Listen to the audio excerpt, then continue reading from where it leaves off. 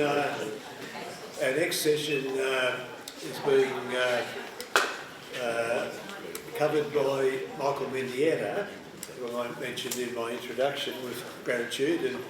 And I first met Michael when he was first came to Campion as a student in 2007.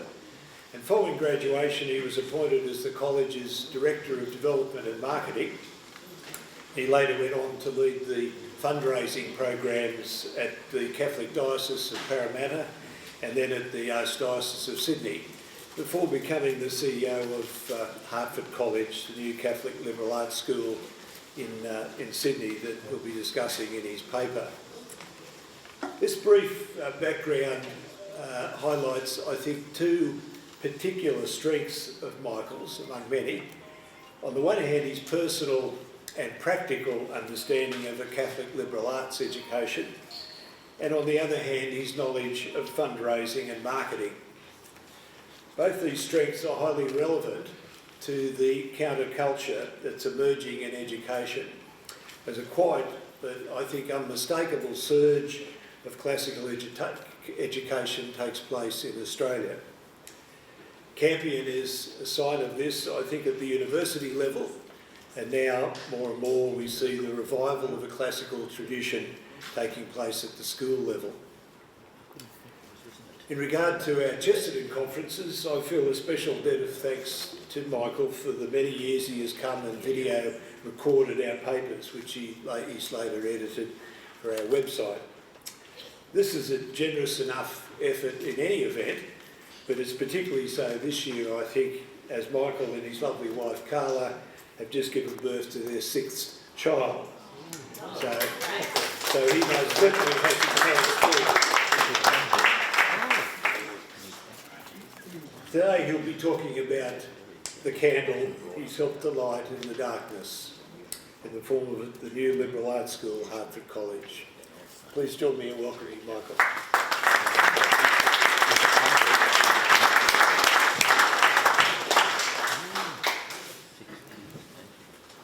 Thank you, Carl, for that lovely and warm introduction. And I return the sentiment and thank you for all your support over the many years. You've been a great role model to me and mentor as well. And I really wouldn't be where I am today without your guidance. So thank you for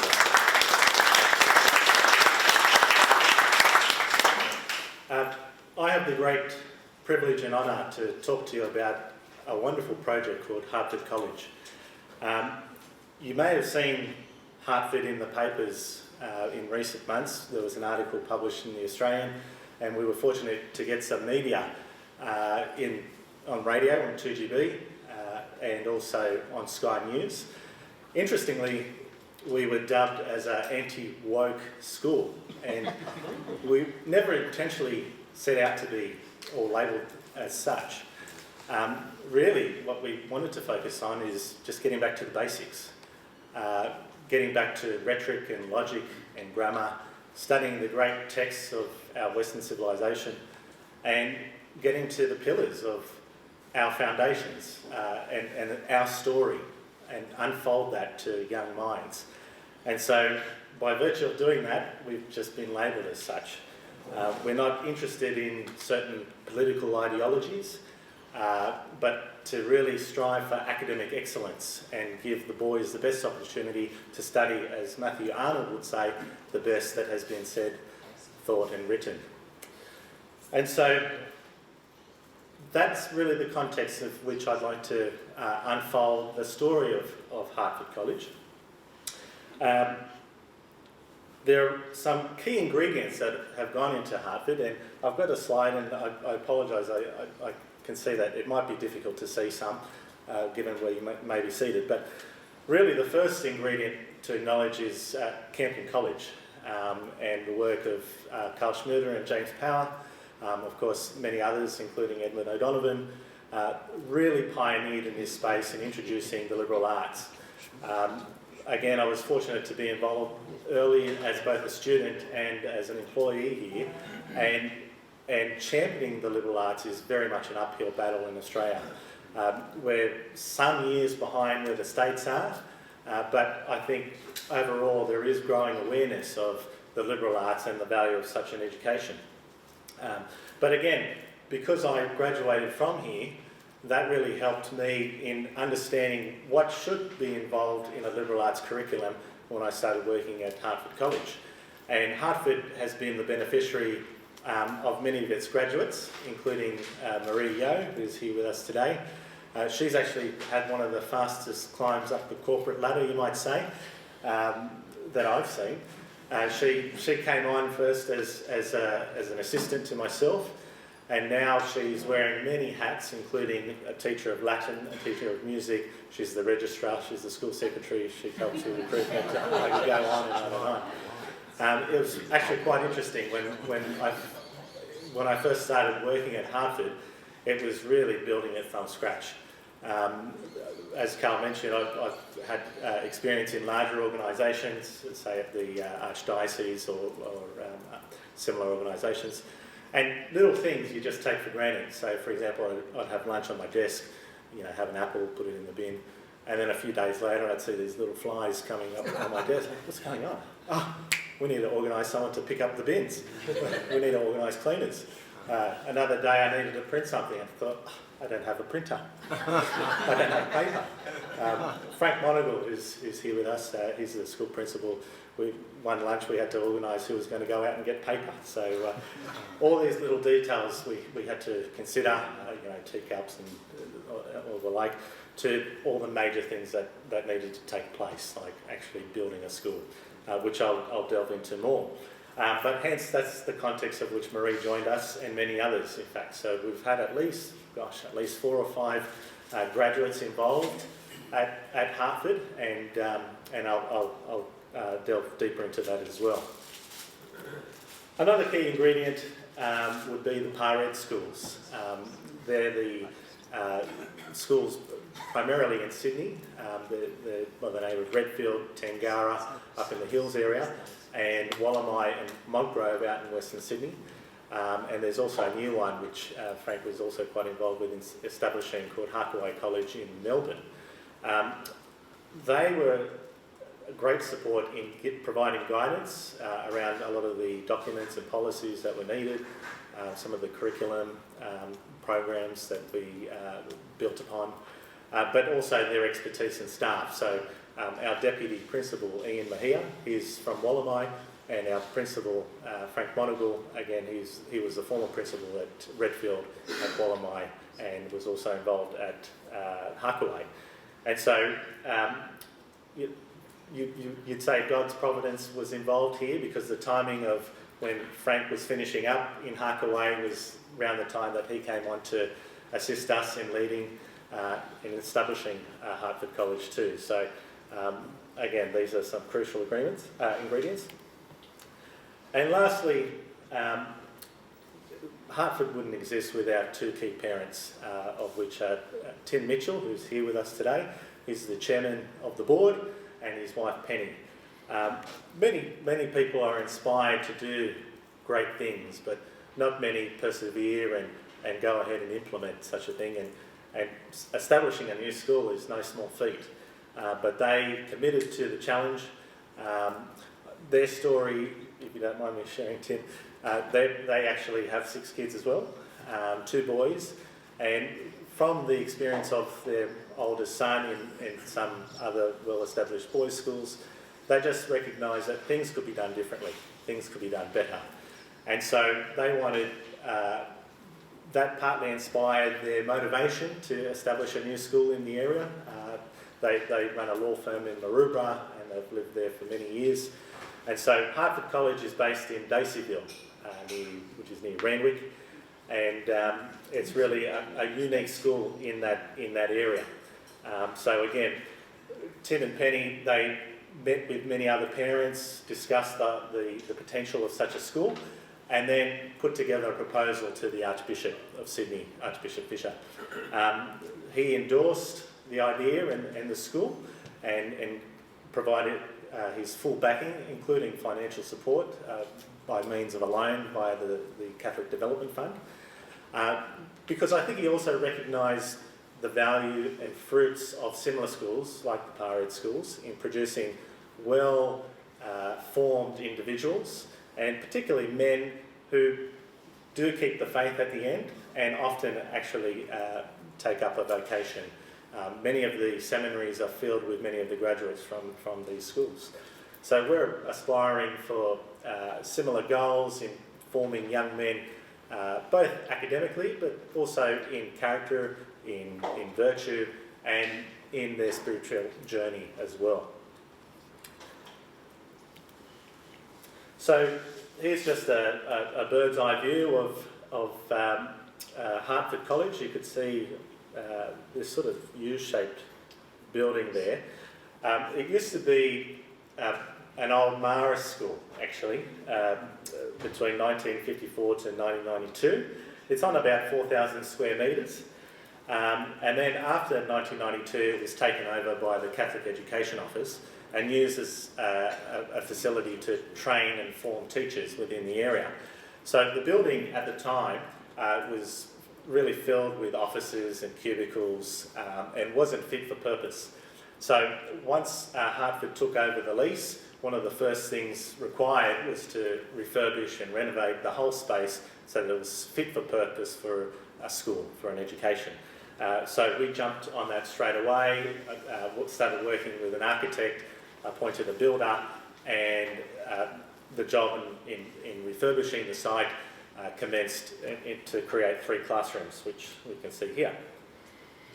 Building A is the first wing, you might say, that have the 3 classrooms that we started to work on.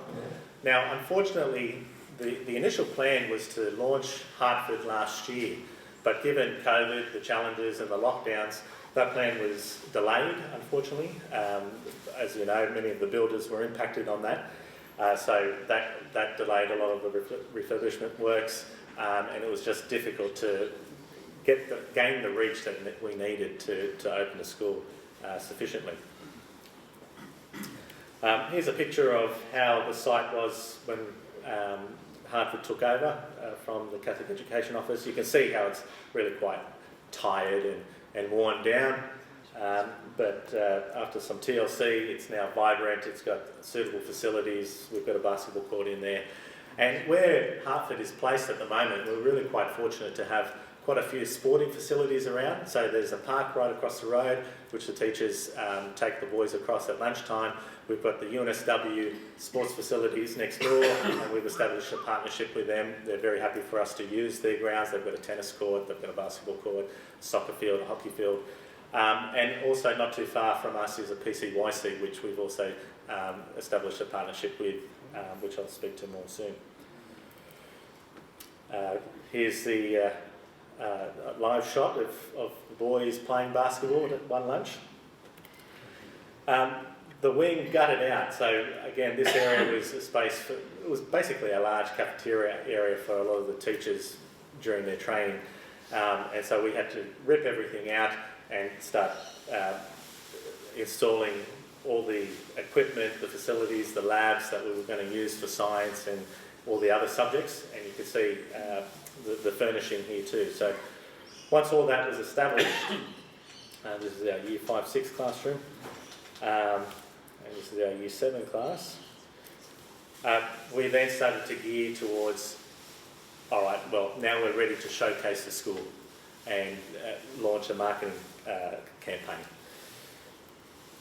Before I touch on that, I'm often asked about the funding, and I did mention some of it earlier about receiving a loan from the Catholic Development Fund, but naturally also we gain revenue from school fees, and we also receive state and federal funding per student. We also established 3 DGR funds, a library fund, a scholarship fund and a building fund, and we've set up the required mechanisms to start receiving donations online.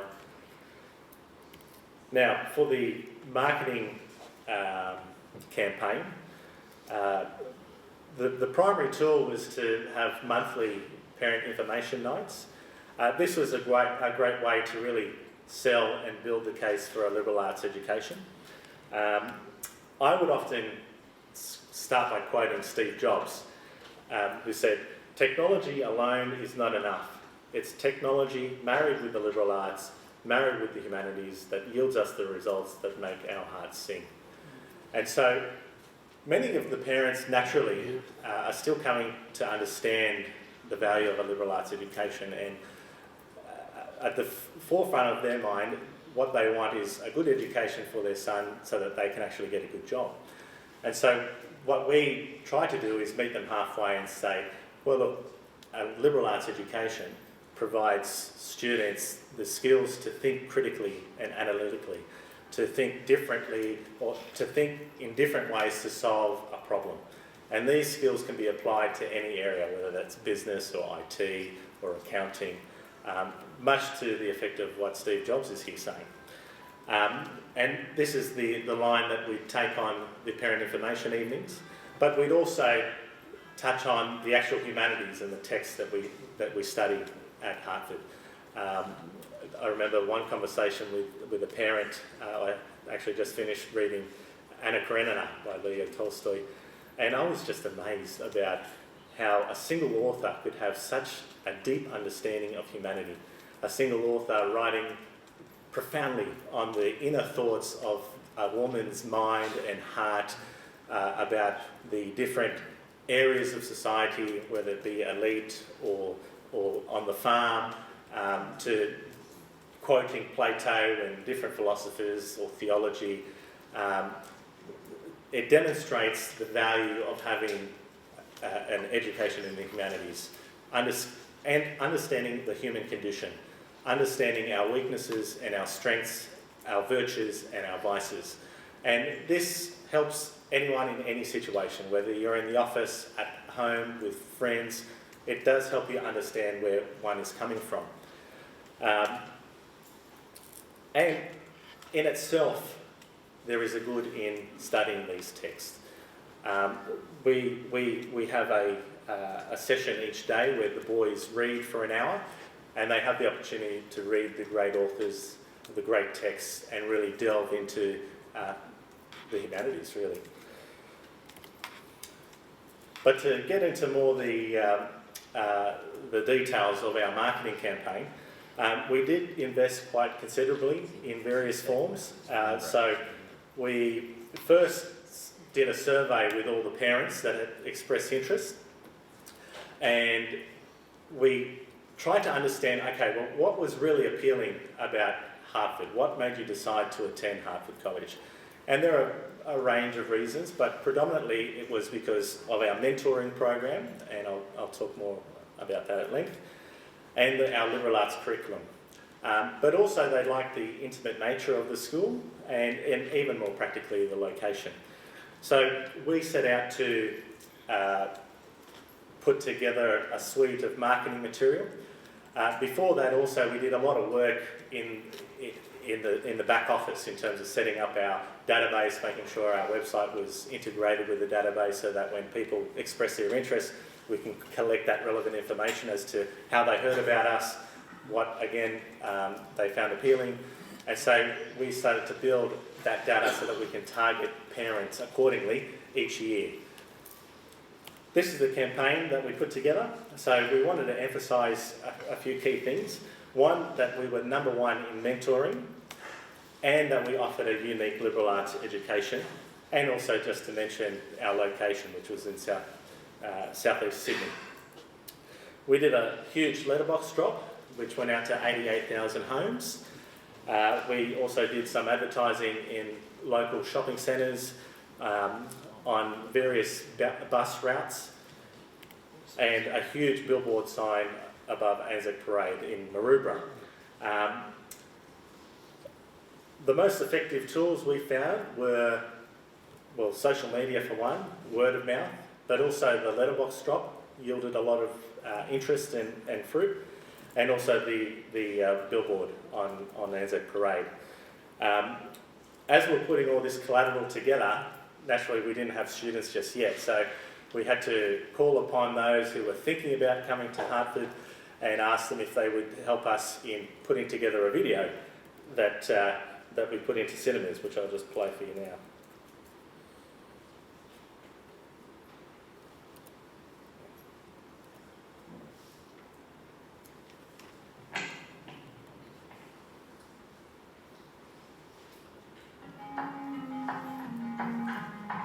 Hartford College, our parents are really enthused by the mentor program.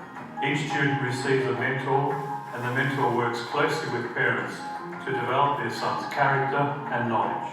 We strive for academic excellence with our unique liberal arts curriculum. Our focus is on students learning from the greatest minds in literature, philosophy and science. Enrol your son today.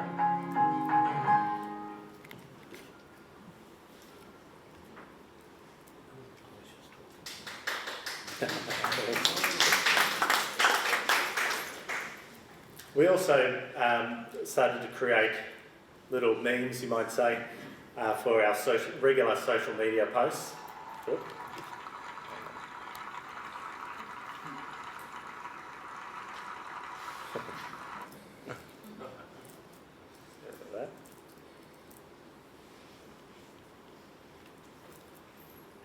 And so here's a good one from GK Chesterton, very fittingly.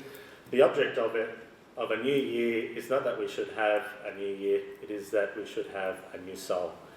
And so this would gain a lot of traction on social media. People appreciated the quote, they'd repost it, share it with their friends, and of course we had our Hartford College branding on there too. Just some basic details about the personnel involved. I mentioned earlier, Tim, who's here with us today, is the chairman of the board, but again, playing to the people involved with the PARED schools, we're fortunate to also have Rob Ash, who was involved with PARED. He's our treasurer. Roche, she's also a board member, and she was instrumental in also setting up Harkaway College in Melbourne. Penny Wright, of course, the wife of Tim, and Tim Echevarria, he's a graduate, a doctor of at Redfield, so he had a good understanding of the student experience that was required, and he's a parent somewhat in the area. So their expertise was very much needed to provide sufficient guidance in the early stages. As far as the staff go, we pulled from graduates from Campion College. So James Landon, who's a key teacher in Year 7, a graduate from Campion. Noel, who teaches French, he also studied here at Campion. Marie, who I mentioned earlier, a graduate from Campion. And Dr. Emma Wood, she's a lecturer here at Campion and teaches philosophy, and she greatly assisted us in establishing the philosophy curriculum at Hartford, and is currently teaching there at the moment. And then, of course, Frank Monagle and Ian Mahia, who have come from Wallamai and Redfield. Look, we're just so fortunate to have all these staff here. Jenny as well, who I didn't mention earlier, she's got extensive experience in teaching boys in particular. She was a teacher at Riverview, at Allows, and also at Waverley. Everyone loves Jenny. She's super accommodating. She's very nurturing to the boys. She's the Years 5 and 6 teacher. So her work is really quite crucial because she's kind of setting the tone and the foundation for the boys coming through, which will then progress to Years 7, 8 and so forth. We then went out to set up a few committees. We have a curriculum committee, a finance committee, a marketing committee, and a risk and policy committee. I'll speak more to the curriculum committee because that really goes to the curriculum, which I'll touch on soon. From the University of Notre Dame, we have Dr. Craig Smith, Emeritus Professor Tony Shannon. He's a professor at UTS, but he also taught here at Campion College, and I believe he was the register here as well. Dr. Stephen McInerney, he's the senior lecturer here in literature, and also heads up the director of the Centre for Western Civilisation here at Campion. Eamon Keane, he's a teacher at Redfield, and both Tim and myself are also in the curriculum committee. And so we've been fortunate to have this expertise in helping us put together a suitable, genuine curriculum in the Western tradition in the liberal arts. And so I'll just showcase some of that at the moment. Now, many have commented on the challenges within the NISA syllabus in trying to put such a curriculum together. And there are some challenges, but after studying it in some detail, there are also a lot of opportunities. For example, one would be required to study, say, China, India, Greece, Rome, Egypt, the Middle East. But we're also free to choose, okay, well, which subjects we might pick, and also the order in which we study them, right? So we found that, okay, well, let's pick Egypt, and then Greece, and then Rome, and then Europe, and that way we can see the unfolding story of Western civilization.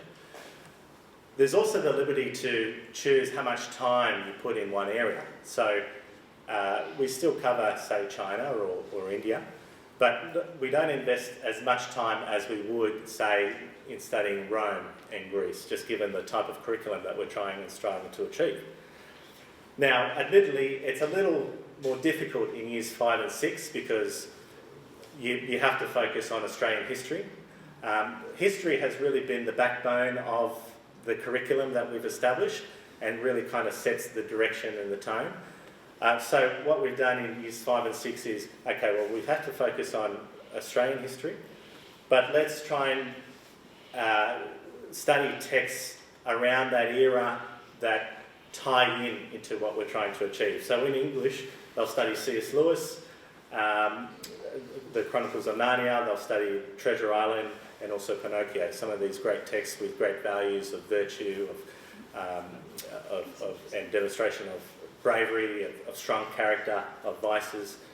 But also in philosophy, over years 5 and 6, basically it will be, or it is, an introduction to Western civilization.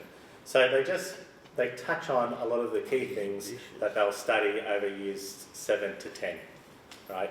At a suitable level for years 5 and 6. We also invested in a religious program called SALT.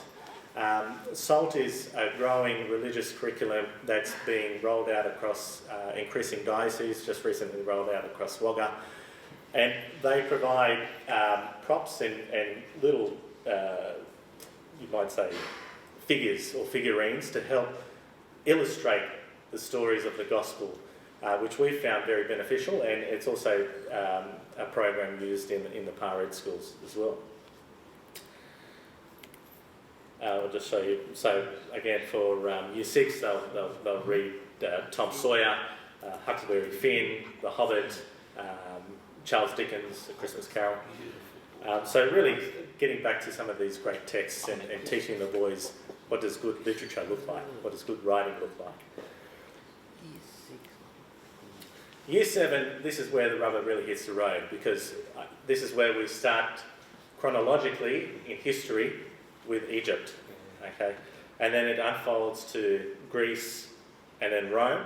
But here we also have integration occurring across the other subjects. So, for example, in English, when they're studying Egypt, they'll also study our own story in the Bible. They'll study Genesis and Exodus, and other popular texts. So again, when we're studying the history of Greece, they'll do Aesop's Fables, Sophocles, the Trojan Wars.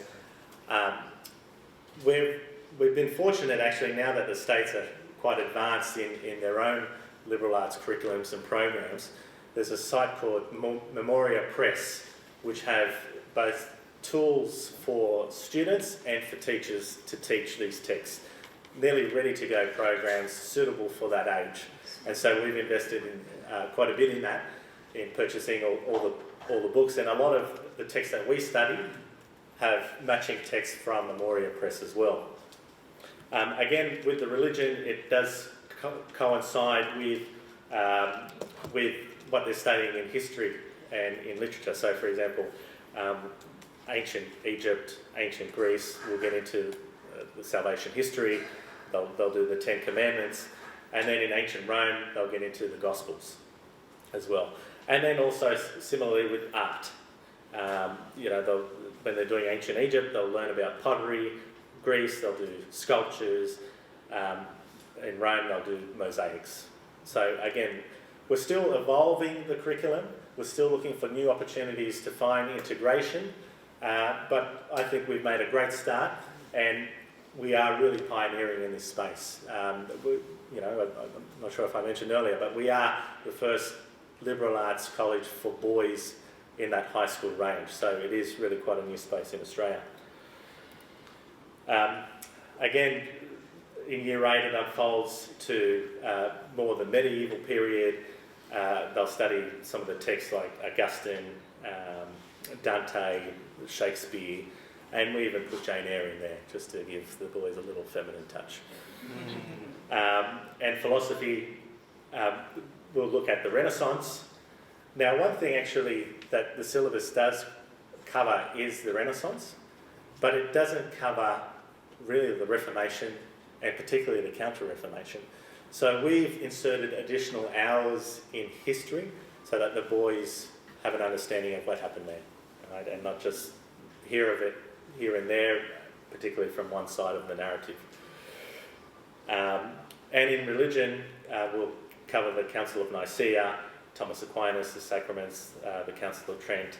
And again, we really want them to be well versed in the scriptures, the New Testament, and then we'll build upon that over the years and trying to touch on some good theology and faith and reason.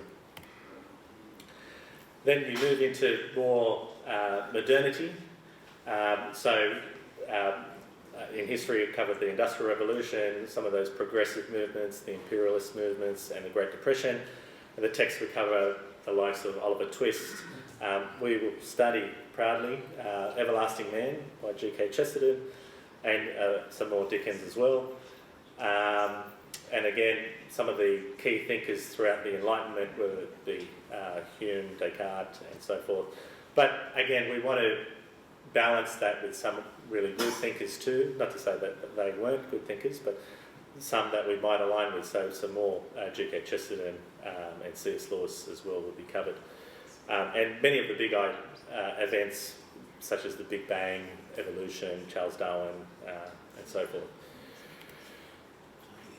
And lastly, in Year 10, and that's to the extent we've developed the curriculum so far. I mean, we have Years 5, 6 and 7, and next year we're working with NISA to, in fact we have Year 8 registered, and we're now working on Year 9 to secure that registration. But again, obviously some of those major events, World War I, World War II, the Cold War, some of the texts they'll study, which I think would just be fantastic, at George Orwell, Animal Farm, 1984, Brave New World by Aldous Huxley, and it's ambitious, but we'll try to cover some of the Gulag Archipelago as well, so that people have so that boys have an understanding and a full picture of the atrocities that occurred during around World War II, particularly with Marxism. So we've developed the curriculum. As I said, it's still evolving. We're still more deeply implementing into the classrooms. We've got the Years 5, 6 and 7 classrooms there. We're now looking ahead to build 3 more classrooms. So if you recall that U-shaped building, we've got Building A, we're now refurbishing Building B. So this is how it was previously. You could see some of the classrooms there, a lot of cubicle spaces. Again, that's all been gutted out right now. We're currently undergoing that refurbishment. Here's some photos of that space. And here's a plan of what we're hoping to achieve. So we have a science lab there, that's the first one on the left. A general area learning room in the middle, which could be used for art or any other subject, and then a tech room on the side, like say for wood tech. Now, I'm very, very proud to say that we've been most fortunate to receive a generous donation of $500,000 to sponsor one of these rooms. If you don't mind, Carl, if you know anyone that is willing or open to supporting us financially to sponsor one of these rooms, please speak to me. Such a project is very difficult to sustain and get off the ground. Student recruitment, as everyone would understand in this area, is challenging because people are still coming to grips with the liberal arts. So any additional financial support would be of great assistance. So if you know anyone, please let me know. I have some propaganda here. Some more photos of what the final rooms will look like. And here's a bit of a master plan of what we're trying to capture and build in the long term. So we're also going to build at the front of the school, so with some a library, some additional classrooms and a new chapel. So as I showed you earlier, this is how it looks at the moment. This is a photo of where we're going. So it's got presents. It'll have all the facilities that we need for classrooms from 5 to 12 and a really nice, beautiful chapel as well. That's really quite open. It'll have a loft area upstairs. Here's another image of from the architect of what we're trying to achieve.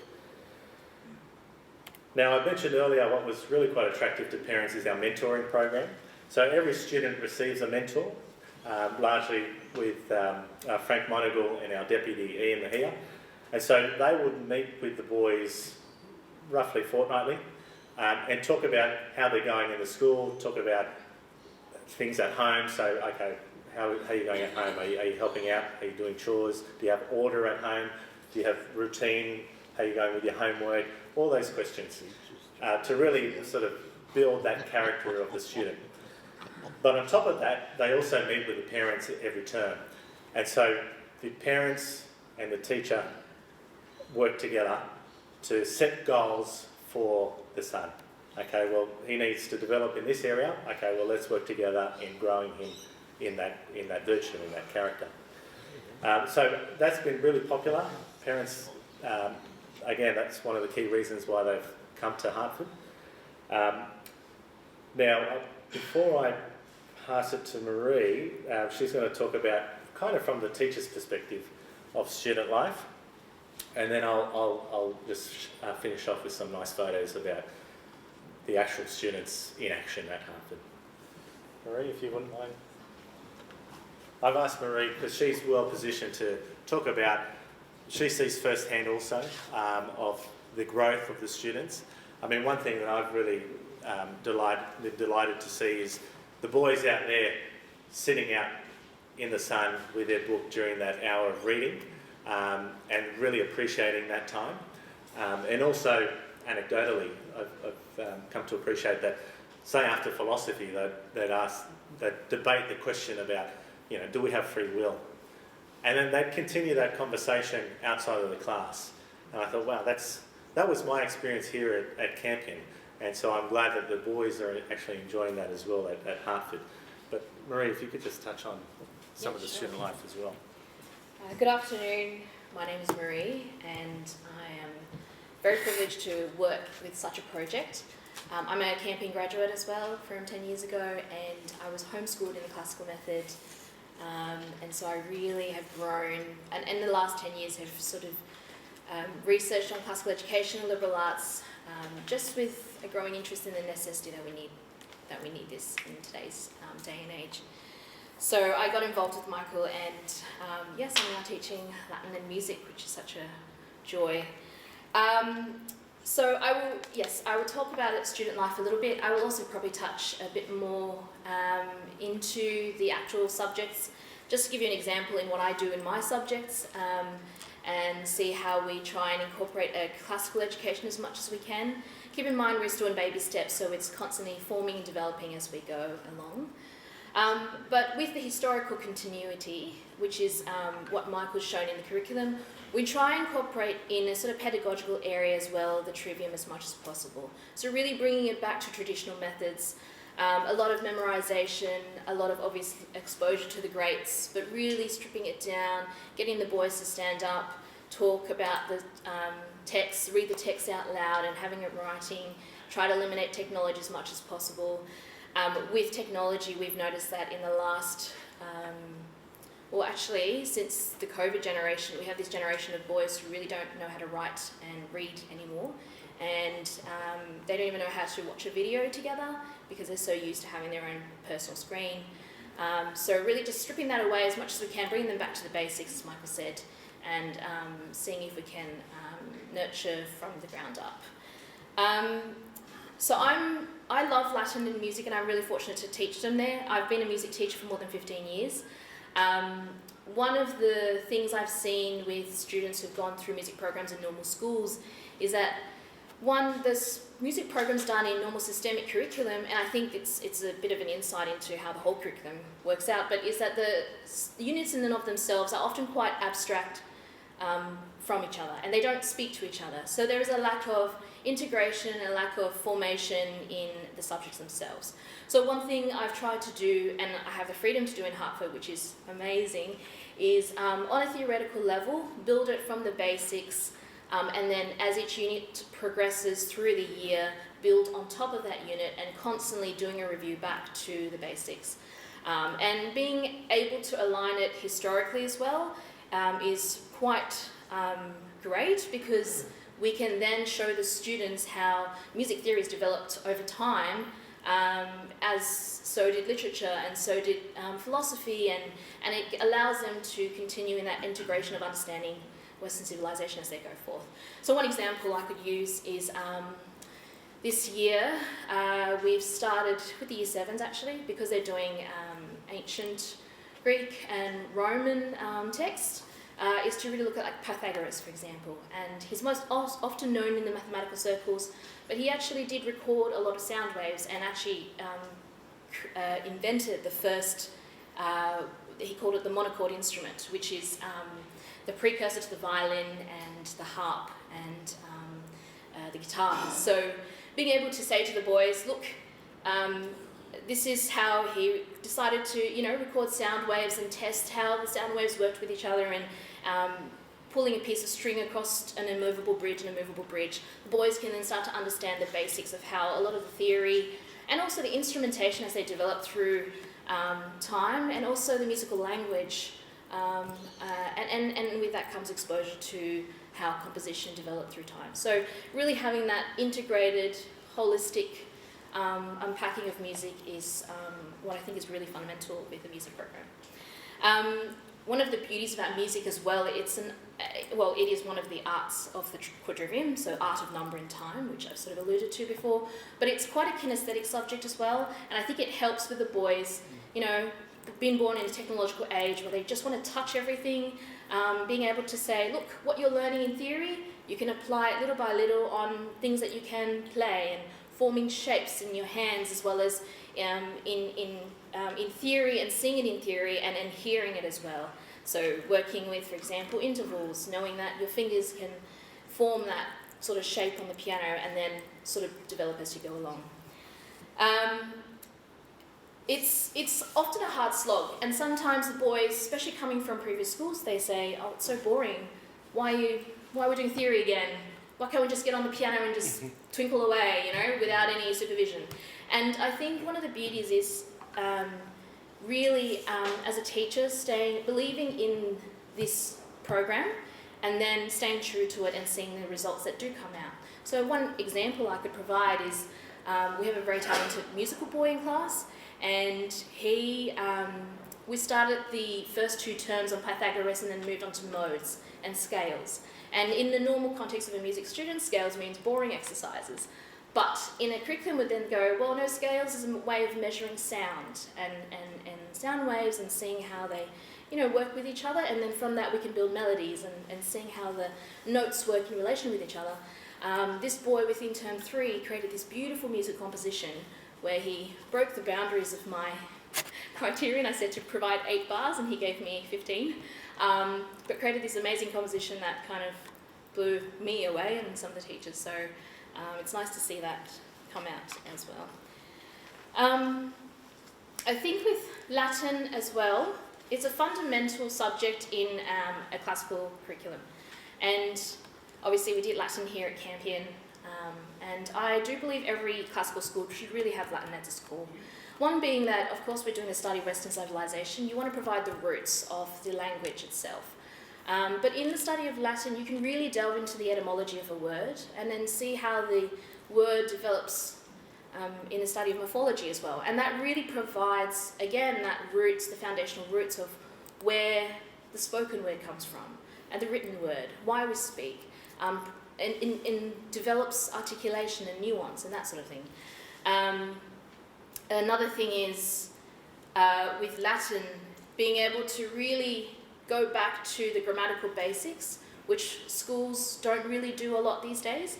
And we don't really have as room to just put a subject in that says grammar, but we can really hone on that in Latin and look at why the importance of creating this syntax and, you know, how does the subject speak to an object and the verb, etc. So, yes, I'll keep going, but student life. So one of the things that we do really value at Hartford is to really create teacher formation, because the students, as great as the curriculum can be, the students won't learn unless you have a teacher who believes in the curriculum and who really tries to embody as much as possible. But when you start from there, and the parents, and work in conjunction with each other, the students then build, the fruits come out in the students quite naturally. And so we do see the students grow in character formation quite naturally in various ways. And also, I don't think you've mentioned, but we are going to stay at small class sizes, so to keep that interaction very personal between the teacher and the student. So an example I could give is, we have one boy, when he first came to school, he was an avid reader, great painter, great artist, loves music, his father's a musician, but every time it came to sports, he said, you'd hear his little voice piping in the corner and say, I don't believe in sports. And then you're like, get right here. But the thing is, then we went to a father-son camp recently, and we had all these extracurricular activities and a lot of very active outdoor things for him to do, and he was acing it all and beating his classmates, actually, in some of them. And you just see him stand taller, get proud, just own a little bit more of what he's doing, and really value that sports is not just something that you would just do if you only have a skill, but it's a tool by which you can grow and which you can and support your academic learning. I think that's all I have to say. But yes, thank you for listening, and that's my little insight.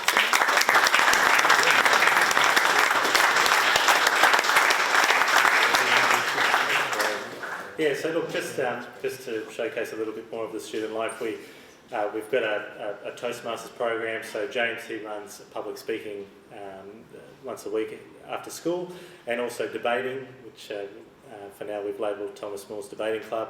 We also have a chess club, and we're working on the choir at the moment as well. So here's a photo of the boys with their reading. Again, every day, an hour. The boys in action in class. Jenny, again, much beloved by all. Frank, who's our science teacher as well as the principal, often puts on interesting experiments which all the students really enjoy. You can see in this photo of the boys playing chess, we also have images of some of those great thinkers all around the classroom. So again, the students become increasingly familiar with these figures. Just a photo of Marie teaching music and one of the students playing piano. We have a program called Sports for Life. So we know that we're a smaller school, and so we're not going to be a leading team in rugby in the area. So what we try to do is expose the boys to various sports. And again, we're fortunate because we have all the facilities around to do that. So they've played cricket, they've gone swimming, basketball, tennis. Just recently at the PCYC, which we've now become partners with, they're currently doing fitness and boxing. And I didn't say too much about the spiritual life, but we have a chaplain, Father Paul Grant, who's also the chaplain at Campion College. He comes 3 times a week. On a Monday, he does sort of general catechesis with the boys. On each Wednesday, we have Mass. And on Friday, he'll spend one-on-one time with them, kind of mentoring them as well. So yeah, look, that's Hartford in a nutshell. Please tell your friends about it. Still a lot of work to do, but we're making some good ground as well. So, thank you.